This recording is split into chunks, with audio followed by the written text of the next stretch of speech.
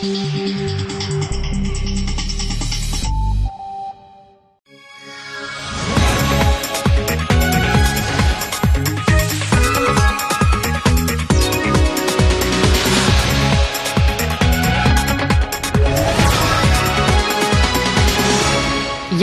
highlights. Coming up on the show, Seaside Gallery, an open-air art extravaganza takes shape on the island of Rügen. Out of focus, photographer Oliver Möst shows the world as he sees it. Annual event, Lower Saxony takes to the mudflats for some horse racing with the difference. Euromaxx highlights. And here's your host, Merrill. Welcome to the show from here in Berlin. We begin with a young man called Constantin Trettler, who you could say leads a bit of a double life, but he's not a spy or anything. After the fall of the wall, Constantin Trettler's father bought an estate complete with castle in the former East Germany and turned it into a high-class hotel.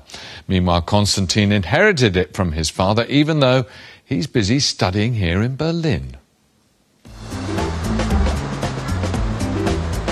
During the week, Constantin Trettler is an ordinary political science student. He lives in a shared Berlin flat, and he leads a typical student life.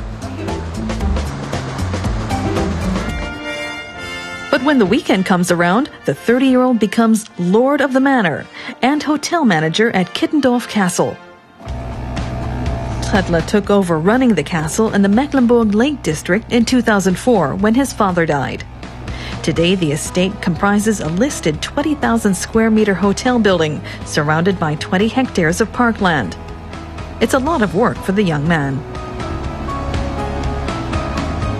When I took it over 5 years ago, I was no expert. I haven't had any specific training, and I didn't study business, and it was really a baptism of fire for me.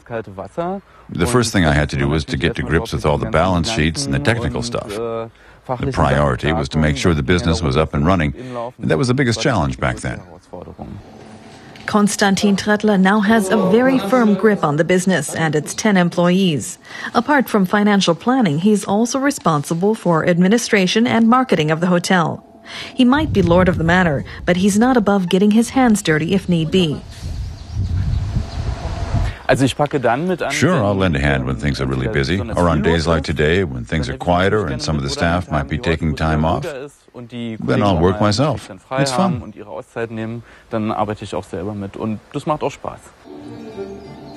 The castle was built in 1850 in the English Tudor Gothic style. Today, the hotel has 28 guest rooms, each furnished with carefully selected antique pieces from across Europe.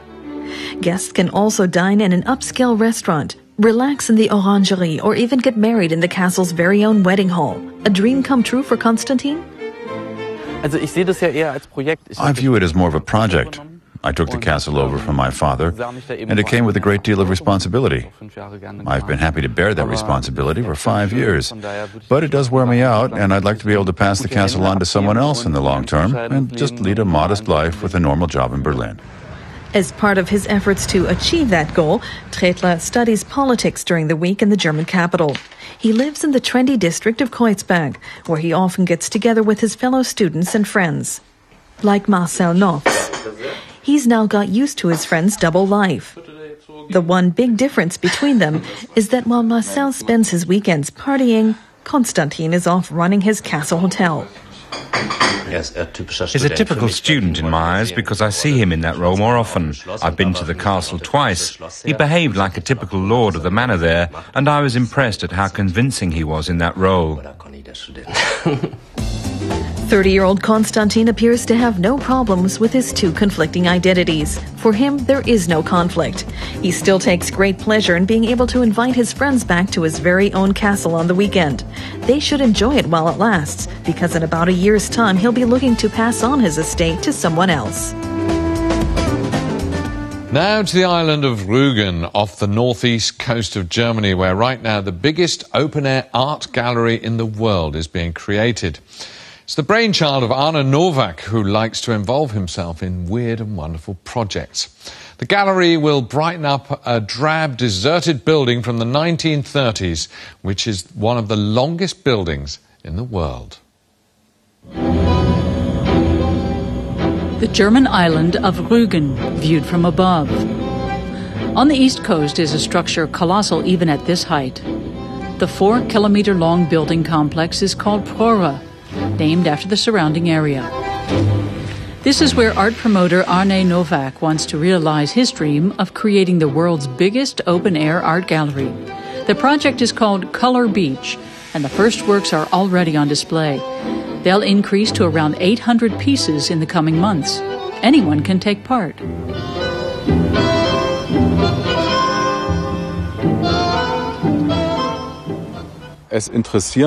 We're interested mainly in the amateurs and laymen, because this is a project to meet artists from around the entire world.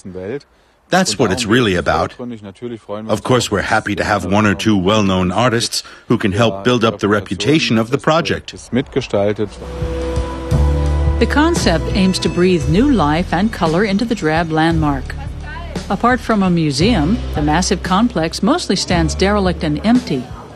It was designed by the Nazi regime as a mass holiday resort and was supposed to accommodate 20,000 people. Construction ended with the outbreak of the Second World War. What remains today is a colossal example of Third Reich architecture and a reminder of its follies.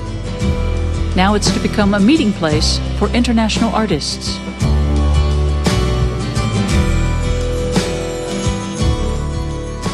Artworks for Color Beach are sent to Arne Nowak by email. The images are enlarged to supersized dimensions, 5 by 5 meters, and printed onto a fireproof material. Installing the individual sheets is a laborious job for climbing professionals, and it will take months. We have 42 screws per picture, which totals up to around 20,000 screws, so that will keep us busy for a while. The images come from around the world, but one originated from just around the corner. The painting is by Klaus Böllhoff, an artist who's had a studio there for the past 9 years. His works are explorations in geometry reflecting the massive structure. Klaus Böllhoff says Color Beach is an opportunity to brush up on Prora's negative image. This was a risky project. No one knew what would come out of it. And that's what made it interesting. What's happening? What's the aim? So I said, yeah, okay, I'll take part.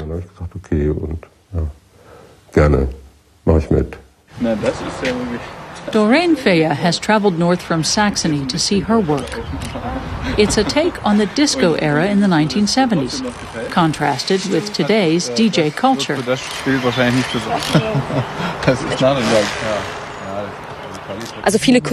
So many artists from around the world symbolizes strength and unity. So with my picture, I can say I'm one small part of it. Color Beach isn't the first art project managed by Arne Nowak. He's clad entire skyscrapers and toured Germany with a peace tank. His projects don't shy away from mixing art with politics. With this piece, we wanted to convey a message that the fire in which our world finds itself can only be extinguished when we work together with every possible means and consequence.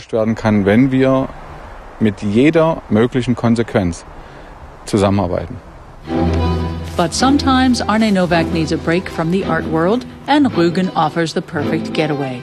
Just a short walk from Color Beach, the real seaside is there to enjoy.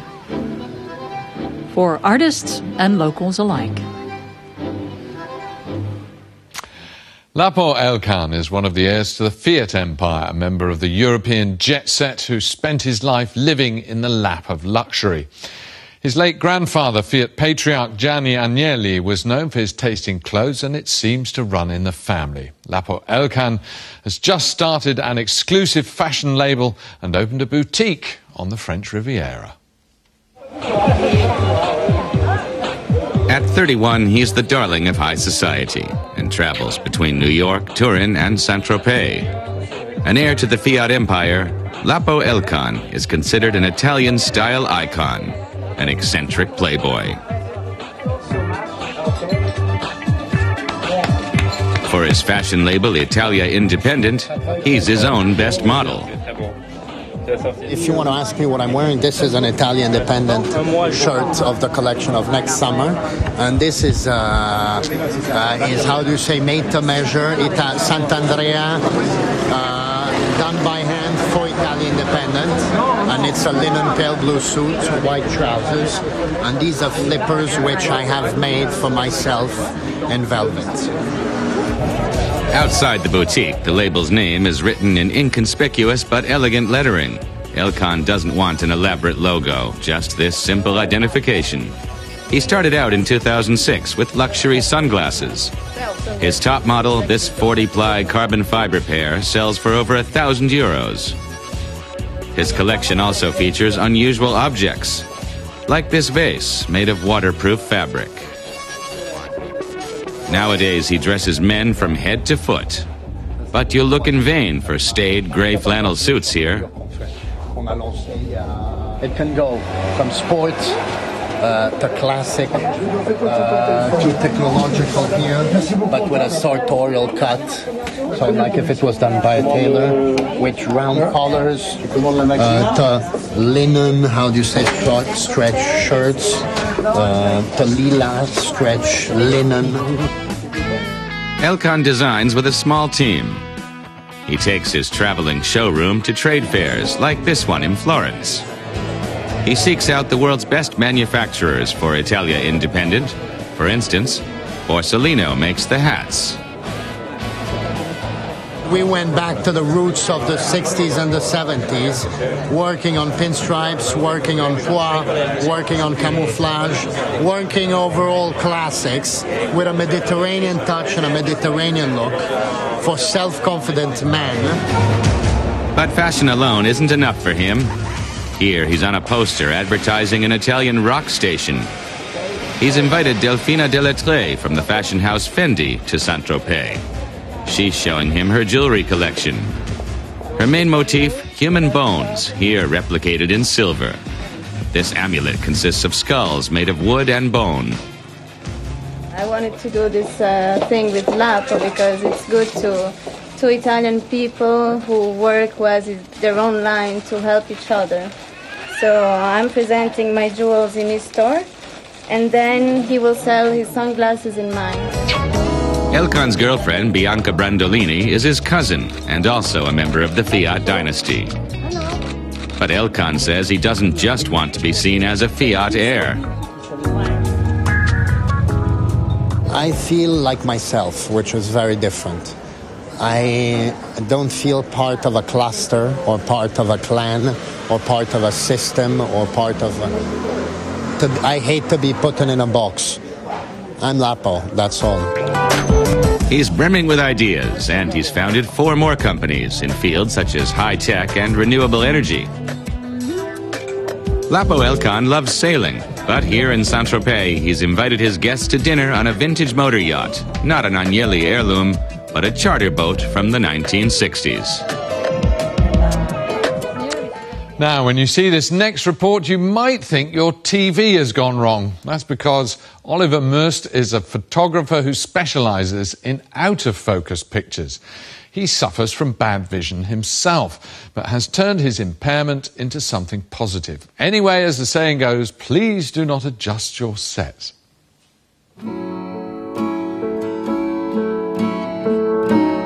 Those looking for focus in Oliver Möst's photographs won't find it. Familiar scenery and subject matter melt away, and discovery begins anew on film. The 40-year-old Berlin-based photographer transformed an artist's worst nightmare, poor vision, into a virtue, and in the process, he found his own photographic style. A blur.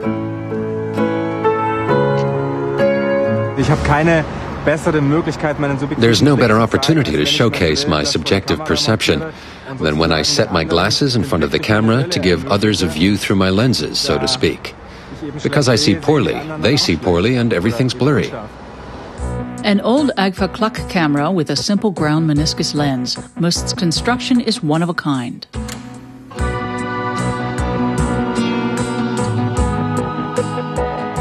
The Bavarian-born photographer captures life's moments, both big and small, but just on film.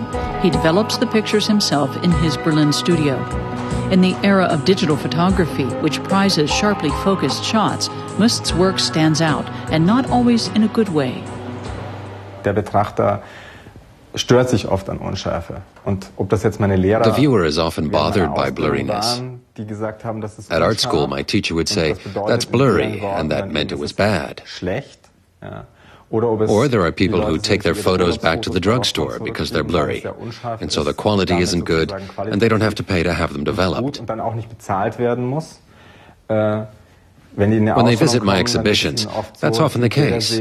People think that's a failure because it's blurry. Ungenügend, weil es eben unscharf ist. You can't see anything. That's something I hear all the time. Ja, das habe ich schon oft gehört.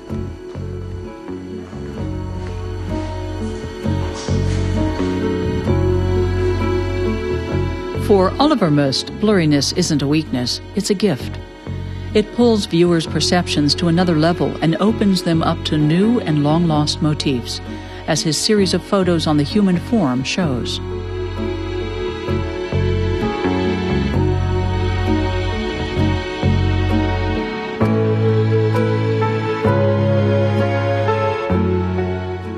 Ich habe 15 Jahre lang keine Akte fotografiert. For 15 years, I didn't photograph any human figures because I thought, I can't add anything to the photos already out there. I wasn't interested in erotic photos. And then I took some test shots and noticed that with blurriness, I could add something because the images completely dissolved and new forms came to life. The erotic was lost, but the figures gained a kind of floating quality because they were so light. With the title Klak Astigmat 6.0, Oliver Möst's photos are set to hit bookstands for the first time. 82 photos, all of them blurry. Seeing the world through someone else's eyes, the blurry photographs of Oliver Möst provide a chance to view things in a new light.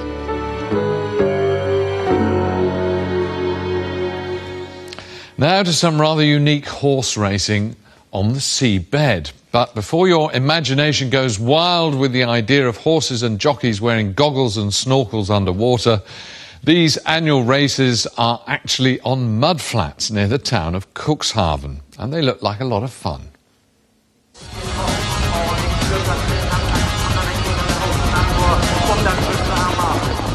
As soon as the tide's out, the horses are off. 5 hours long, the Dune Mudflats race consists of 6 galloping and 6 trotting races against a very unusual backdrop. It's an unforgettable experience for equestrian sports lovers. It's amazing to look out at the expanse of sea. You feel truly at one with your horse. You're a real team, just you and your horse. Riding across this empty sea, as it were. It's great fun. This is the first time that Anja Segelken is taking part. She'll be riding a gelding that belongs to the famous German journalist Stefan Aust, whose hobby is horse breeding. As a boy, I always dreamed of taking part in the race myself. It's a dream that never came true. In the past, we didn't have horses. Then we did, but not the right sort for this race. And I'm not really that great a jockey.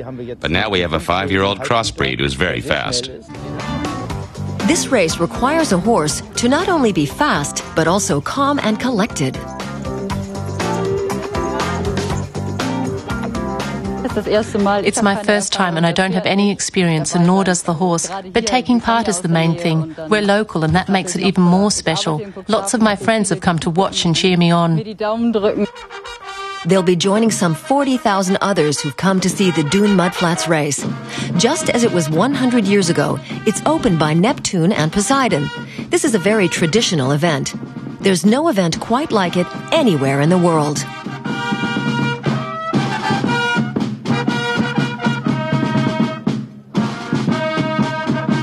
The atmosphere is unique. We have an international shipping route on the horizon, the Elbe, with all the ships on their way to America. And then the promenade with all its little cafes and stores. It's a cross between a festival and a horse race. The punters lay their last bets, and then Anja Segerken is off to the starting line. When I'm show jumping, then I more or less feel like I know what I'm doing. But this is completely new and my heart is pounding. Das habe ich wirklich. She gets off to a good start, and she's soon ahead of the pack. But as the race progresses, her inexperience starts to show. Anja eventually finishes 7th. I'm relieved. We managed to keep up at the beginning, but I think we ran out of steam too soon. The 1.5 kilometer race across the mudflats is a lot more exhausting than a normal race. If you're behind the other horses, getting all the mud and water in your face, then you can't see much and you get very out of breath. As you can see, my eyes are very sore, my throat and my mouth, but it's all par for the course. It's perfectly peaceful if you're in front. All you can hear is the sound of hooves, and it's really lovely. The winner of Anja's race takes home a valuable porcelain figure. But the others are still thundering across the sands until the tide comes back in and washes away all traces of today's races. Some of those reports and others from Euromaxx can be found on YouTube. If you're interested, just type in Deutsche Welle English and there's lots to choose from. That's all for now, though, so bye-bye.